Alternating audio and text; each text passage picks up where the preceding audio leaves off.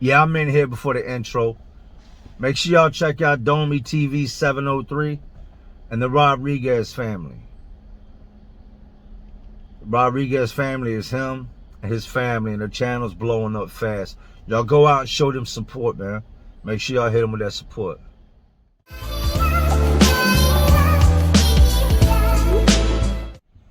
Y'all already know what it is. Jay Williams, Let's Live Life, and we're back. Explaining to your kids that you're locked up. Do you lie to them? Do you tell them the truth? Is daddy at work? Is he on vacation? All those things. That's a hard thing to deal with. Y'all know I had to deal with it. So let's relive it. Now, you know how you hear people say, no regrets. They have no regrets. They regret nothing. I'm not one of those people. I believe that a person that can say no regrets or they have no regrets is either a person with no conscience or a person that's never really done anything bad like that in life. I live with a lot of regrets. A lot of things I wish I could have done different that I do different these days. One of them being, I wish I would have been more of a father to my son prior to going to prison.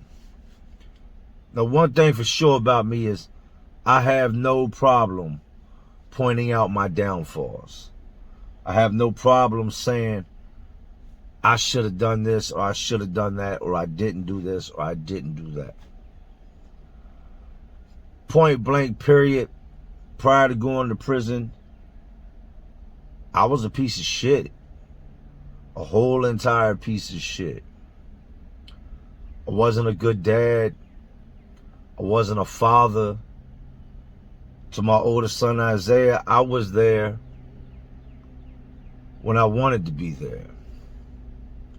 Me and his mom weren't together, so I would swing through every now and then. Not a lot. Whenever I found the time or was in the neighborhood, I'd stop by. My son stayed with me at my apartment a handful of times. And that's my fault. Because I was more caught up in the streets and what I had going on. I was more caught up in the life of crime than being a father. You know, I never really expected to live long.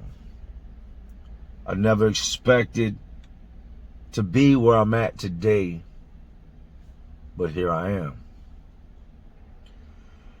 I had options when it came to going to prison. Now, what a lot of y'all don't understand is that I knew when I went to court that I would be gone. I'd already talked to the lawyer. Everything had been worked out with the prosecutor. I knew that I was going to be doing a minimum of 10 years. The first deal they came to me with was for 27 years. 27 years they wanted me to do. I said, oh, hell no. That's not a deal. Fired that lawyer, got a new lawyer. Jay, with your record, they're saying 17 years. 17 years. You got a previous robbery, previous malicious wounding, on top of the 5 other felony convictions that, you know, these are all out of Philadelphia. He's like, you got 7 felony convictions in Philly, and you got 4 here in Virginia. You're facing a whole pile of, you know, felonies. They want you, you know, to plead 17 years. I said, nah, I'm going to rumble them. If they're coming at me with a plea, that means that there's some type of loop in their case. Their case ain't that strong, or they wouldn't be coming at me with a plea. So I send him back to the drawing board, the prosecutor. He says, this is what I can do. I can work it out when you do 10 years. I said, 10 years? My son's about 3 now. I can be home around the time he's 13. Yeah, I can do 10 years, man. These are all facts. I had a homeboy. I still have a homeboy. We just don't talk much, but he's still my homeboy. I had a homeboy named Mike Cream, Big Mikey Kessler. My dude, man. Mikey went to war for me several times when I put myself in situations to where dudes damn near killed me. I'd be laid up for weeks healing. And Mikey would go to bat for me. He's like my brother. Mikey's mom, Diane, rest in heaven. Rest in peace, Diane. Dated this Mexican dude named Ruben. Ruben's an ex-con. Ruben did a lot of time in Texas. Ruben's from a small, place in Mexico.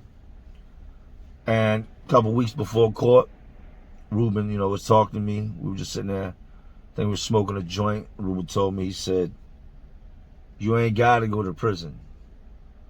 I said, "Oh, I'm pretty sure I got to go to prison, man." He said, "No, you ain't got to go to prison. Go to Mexico." It's like some shit off a movie. I said, "Mexico?" He was like, "Yeah, go to Mexico." I said, "Man, they're not going to let me in Mexico." He was like, "Oh, no, you're not going over the border. You're going over the same way that I go over when I go back or when I come back." He explains to me the whole process, tells me what I got to do, where to have to go, who would meet me, who would pick me up. And he tells me he's got a house over there.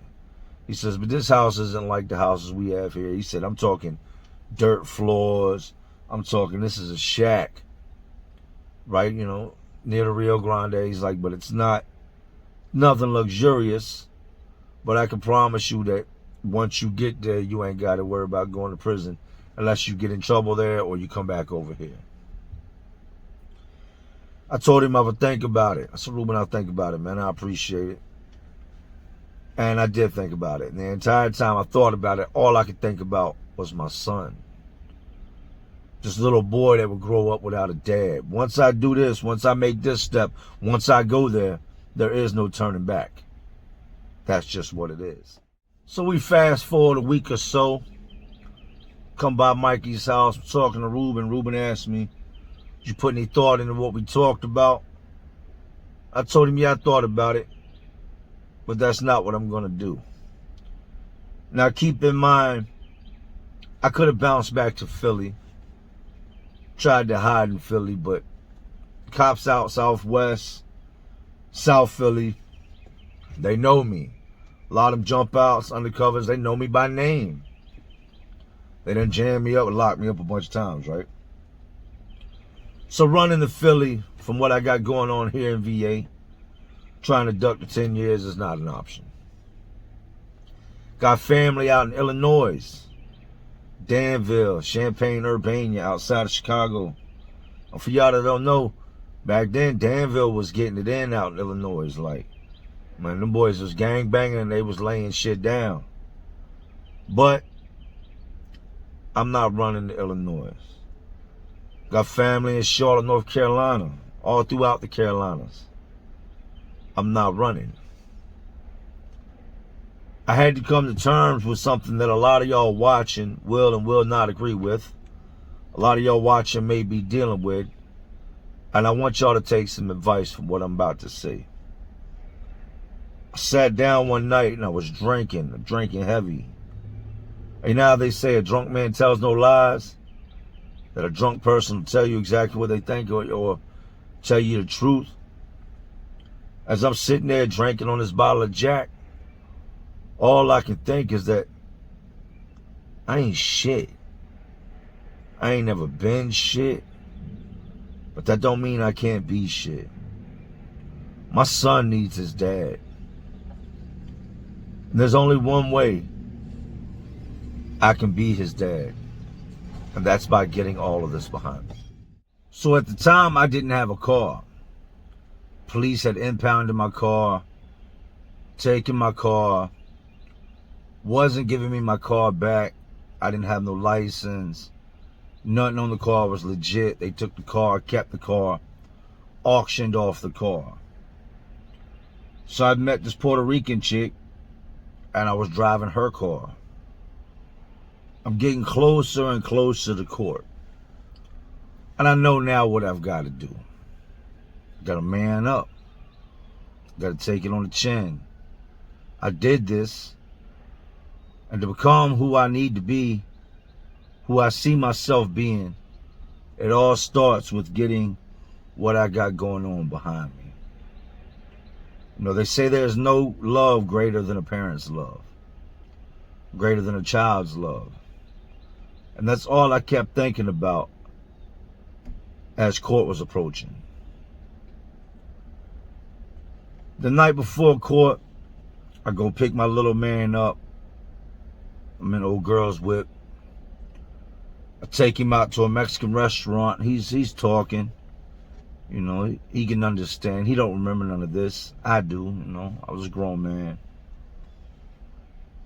Me and him. Just me and him. We sit down at this Mexican restaurant. He's sitting across from me. He's in a boosted chair. Not of a chair, but the little seat, so he can sit up higher. And I order our food. Tell him you get whatever you want. I read off the menu. He gets the nachos. I get all types of different stuff, man. I know this is going to be my last real meal. This is when, do you tell somebody the truth, somebody that small, the truth, or do you lie to them because you think that you're protecting them? I told him, and I left this part out, I said I'd accepted the fact that I was going to prison. My whole what I was going to do was based on moment to moment and what happened that night. He had heard people talking. You know, little kids, they're like sponges. They take everything in that people say. They remember it. They repeat it. They will say it. So we're sitting at dinner, just me and my son. I tell him, you know, Daddy might have to go away. And he's just a little boy. He don't understand what I'm saying to the full effect. But he said something along the lines of when I was trying to talk to him, trying to talk to this little 2-3-year-old kid like he's somebody that understands me. But I guess I'm looking for validation in my decision or help in making my decision. And I'm looking to a child to help me figure out what I need to do. I tell him Daddy did something bad. Daddy's a bad boy. Yeah, your daddy was a bad boy. Daddy's in trouble. Yeah, Daddy's in trouble. I might have to go away. Daddy's gonna run away. And I didn't understand at that moment what he was saying. But what he was doing is he was repeating what he had heard. He had heard his mother and other people say, oh, your daddy's gonna run. He's gonna take off. You're not gonna see your dad no more. And when he said Daddy's gonna run away, I knew immediately where that came from. I knew what it meant. I said, nah, Daddy's not gonna run away. Daddy's gonna go away. But you need to know that your daddy loves you. I know I haven't been here, and I'm sorry for that. But I'm gonna go get all this behind me so that I can come home and be the good dad. Be the dad that I haven't been. Once again, he doesn't remember any of this.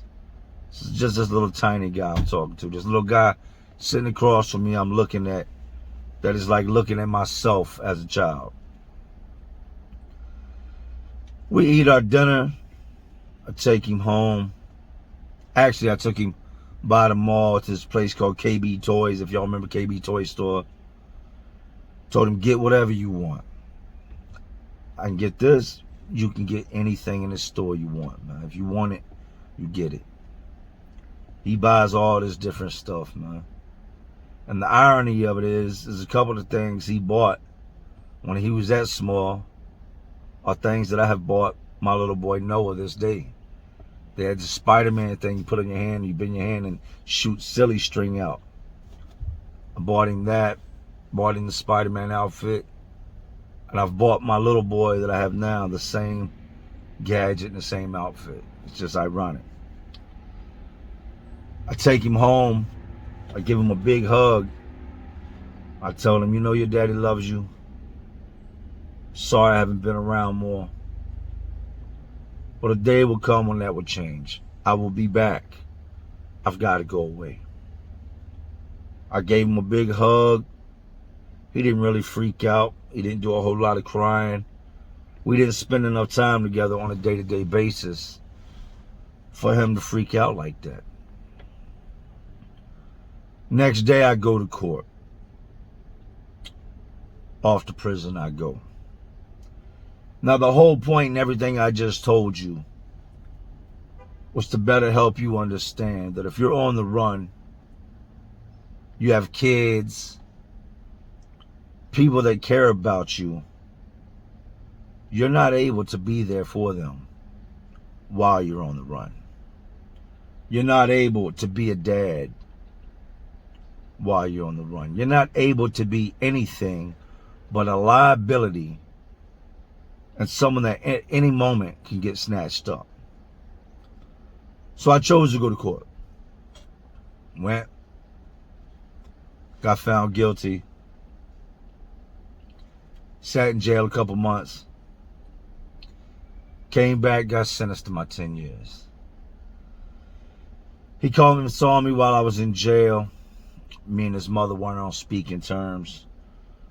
So you're on one side of this glass and your visitor's on the other side of the glass, and there's a phone you pick up and they pick up, and you can see each other, there's no contact. And then behind your visitors is a row of benches where other people can sit and stuff, but then it's just a little cubicle where your people sit, and then there's people beside them, and all the way down the line, it's a lot of phones. I'm at Riverside Regional Jail. I'm sitting there, and I've been gone, you know, a minute now, 8-9 months. I'm talking to my little man on the phone. I've told y'all this in the past, and it's something I'll probably tell you 1,000 more times, because it was something that hit home really hard with me. It's something that to this day, when I think about it, it eats at me. I told him Daddy was a bad boy. Daddy's got to go away, but you know your dad loves you. You know I would die for you. I would do anything for you in this entire world. Anything. He looks at me, he says, anything? I said, I'd do anything, boy. You just tell me, and I'll do it for you. Put his head down like you could tell he was thinking. He looked up at me, and he said, come give me a hug.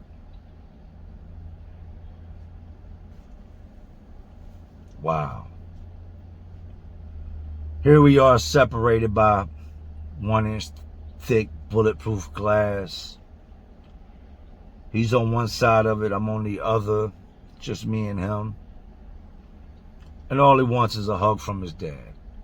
He just wants me to walk down to the end of where the phones are, open this door that only the guards can open, walk through that door and walk over to where he's at and just put my arms around him and hug him.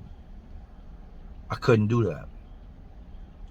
I fought back the tears, explained to him I couldn't do that. Our visit ended. They went their way, and I went on back to my cell. Some time would pass, and I'm talking to my son's mother one day on the phone, checking on him, seeing if they need anything, if he needs anything. And she said, oh, we're good, you know. Her mom, Annie, Omar, shout out to Omar. She said, Omar, make sure we're good. We stay with her. I said, okay, well, you know, by now I've hit prison. I said, you know, I'm in here. I'm doing my thing. I'm grinding. I got money. If y'all need any money, he needs any money, anything for preschool or, you know, kindergarten, let me know, and I'll make sure it touches you. I'll make sure to get that money sent off my books and sent to you, right? She said, no, it's okay. And the question came up of, where does he think I'm at? She said, oh, he thinks you're at work. Thinks I'm at work? Yeah, he thinks that you went away for work and you'll be back. I said, all right, you need to bring him to see me so me and him can talk. She brings him up. Like I told you, me and her weren't on real good terms. We were beefing. So she would sit there quietly. Sorry, my mustache is tickling the shit out of my nose. I need to shave this thing. She would sit there quietly and do little things like, hey, tell your daddy about your picture you drew, or tell your daddy about this, tell your daddy about that. And we would be talking. And he was like, you work a lot, Daddy. When are you coming back home from work? I said, coming home from work? That's when it dawned on me when she had said that he thinks I'm at work. We were playing some little game sitting at the table when I said, stop, man. Hold on a minute. Stop. We'll play the game in a minute. Let's talk. By now, I've been gone a little while. You know what I mean? He's probably about 5 years old. I know a lot of y'all think we should protect our children from certain things. We should sugarcoat things to hide the reality of the situation from our kids. That's not me. I'm always going to be Jay. I'm Jay every day. Nothing fake about me. And I don't ever want my kids to end up in that situation. And that's when I told him, I said, Zay, your dad's not at work. I'm not at work. And he's looking around. Everybody, all the other men are wearing the same exact clothes I'm wearing. We're all dressed alike, and the visitors all have whatever they decide to wear because they have the freedom to do that. I tell him, your dad is locked up. They're locked up? I said, your dad did something bad. I hurt somebody. I hurt somebody bad. I said, because of that, they put me in here. You need to be careful what you do and how you treat people. Be good to people, love people, help people. Because they can put you in a place just like this. They have a place for little boys, little girls, for big kids. Just like this place. I'm not going to be coming home anytime soon. I'm not at work. This isn't a good thing. This is a bad thing. His mom's looking at me as I'm telling him this because I've now contradicted everything that they've told him that they thought was right to try to save him from the harsh reality of what can happen. So he says, you were bad? I said, yes, I was bad. I hurt somebody, and now I've got to pay for it. But I want you to understand that I'm okay with that. I'm okay with being here. Because for every day that passes, that means I'm one day closer to getting back to you. That means I'm one day closer to being your father. But you're my dad. Yes, I'm your dad. I'll always be your dad. If something was to happen to me today, I'd be your dad to the end of time. But I actually want to come home and be your father. I want to come home and do all the things we never did. Pitch or kick at a ball or talk, you know. But this is where I'm at. So from there on out, he knew I was locked up. He would go to school and they would have Father Sunday. And I would hear stories of how he was all sad. Because all the other kids had their dads there playing. My little boy didn't. He'd have one of the female figures in his life, whether it be his mom, his grandma, you know, his grandma's sister, Mimi. The one man he did have was his uncle Lonnie. And I owe Lonnie the world, man. Lonnie is just blows my mind. He's a good dude. Lonnie stepped in and helped raise my son as if my son was one of his. Lonnie's got two boys, Jalen and Jason. Amazing kids, man. Just amazing. And he would make sure that every time he spent time with his sons, or if he had his sons, or whatever the case may be, that he picked my son up and taught my son the things that he taught his sons. Taught him how to be a good person, a good man. Taught him how to be the complete opposite of what I was, and at one point even Lonnie was. You know, we were street guys. I had a guy in my pod one time that for years had been lying to his kids about where he was. And then the day came that they found out from somebody else. Some kids started picking on these kids in school. That's why your daddy's locked up. Your daddy's a criminal. Your daddy's stupid. And so this guy goes over to the visiting room, and these kids bombard him with questions, confront him about lying to him. They pull the carpet from up underneath his feet, and that's what it is. Now they know. He come back all messed up in the head, sad, upset. I didn't ever want to be that guy. You know, I had a lot of people along my journey say different things. I remember back to school, middle school, high school, teachers telling me, if you would just apply yourself, Jay, just apply yourself. You have a gift. You're a good dude. What are you doing? Like, you're so smart, but you piss it all away, smoking blunts and skipping school, coming in reeking of alcohol and smelling like you've been up all night drinking 40s. You're in and out of school because you're back and forth from the detention center. Grow up. Be who you're supposed to be. I didn't take their advice.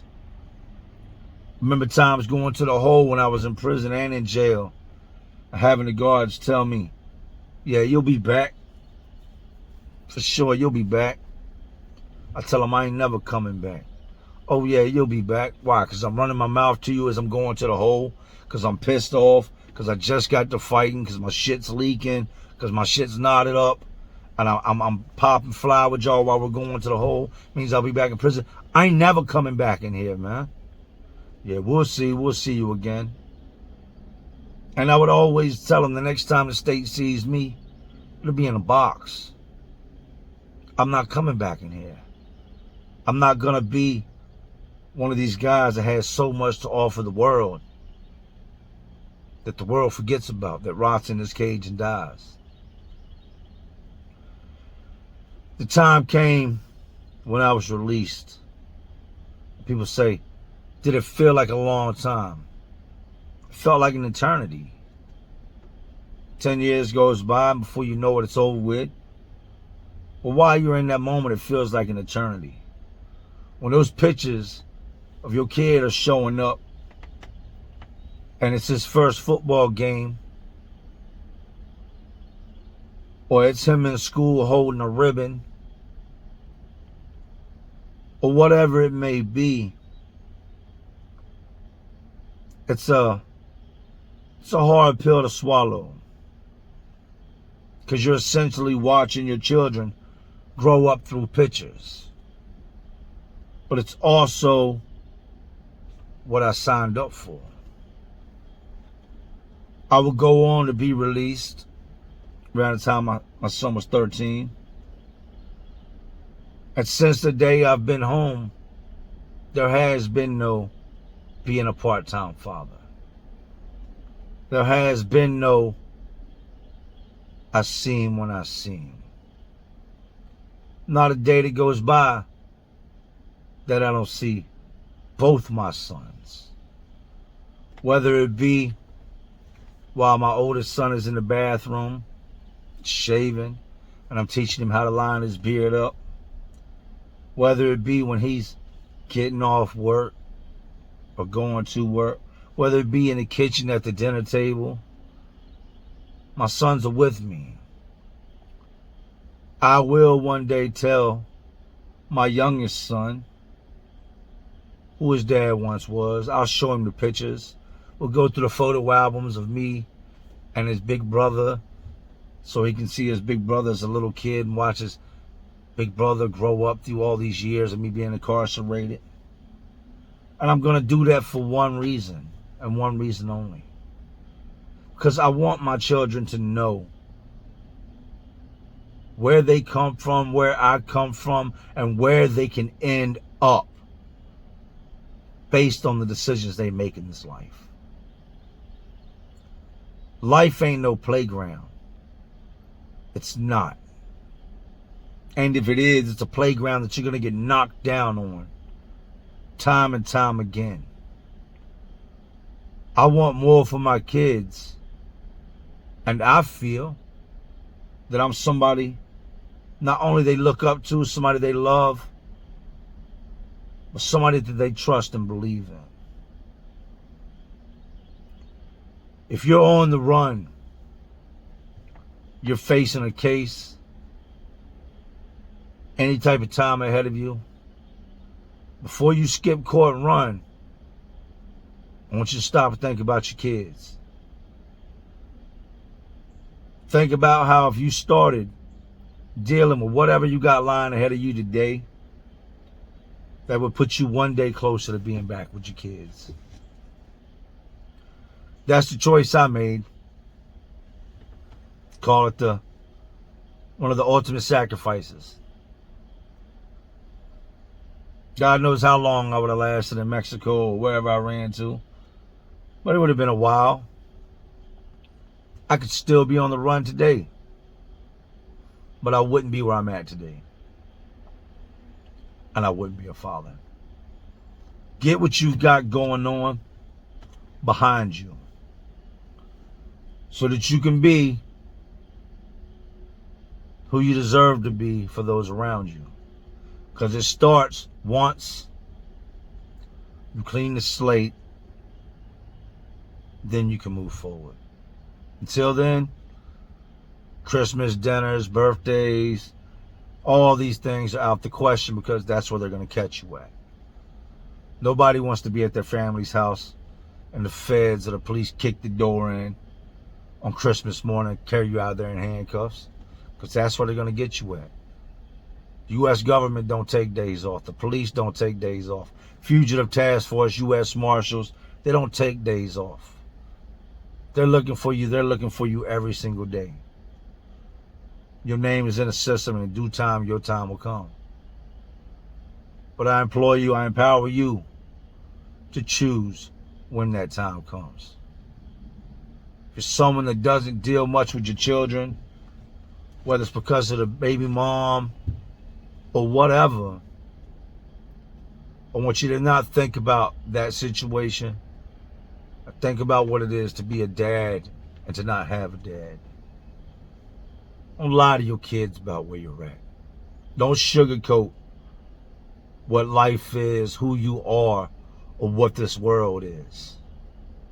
Because when you do that, you strip away the whole aspect of right and wrong, preparing them for the consequences of their actions,